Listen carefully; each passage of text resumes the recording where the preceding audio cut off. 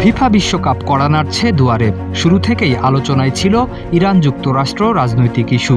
সবশেষ ভিসা জটিলতা কেটে গেলেও বেঁধে দেওয়া কিছু নিয়মের কারণে নতুন কিছু অভিযোগ সামনে এনেছে ইরান। ইরান ফুটবল ফেডারেশনের অভিযোগ, খেলোয়াড়দের ভিসা দেওয়া হলেও দলের স্টাফদের বড় একটি অংশকে যুক্তরাষ্ট্রে প্রবেশের ভিসা দেয়নি মার্কিন প্রশাসন।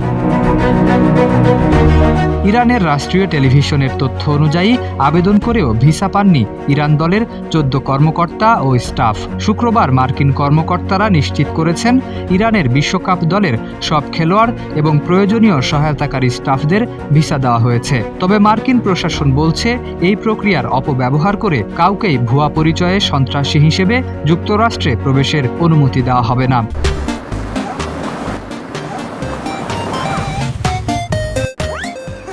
যুক্তরাষ্ট্রের এমন মন্তব্যের পর খেলাধুলায় রাজনৈতিক পক্ষপাতমূলক হস্তক্ষেপের সরাসরি তীব্র প্রতিক্রিয়া জানিয়েছে ইরান। তাদের দাবি, দলের ব্যবস্থাপনা, নির্বাহী পর্যায়ের অনেক কর্মকর্তা এবং কারিগরি উপদেষ্টাদের ভিসা উদ্দেশ্যপ্রণোদিতভাবে প্রত্যাখ্যান করা হয়েছে।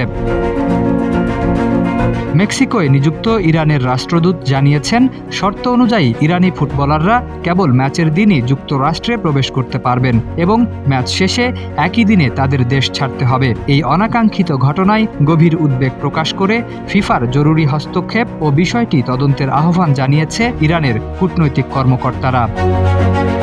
শরীফ উদ্দিন, ইত্তেফাক নিউজ।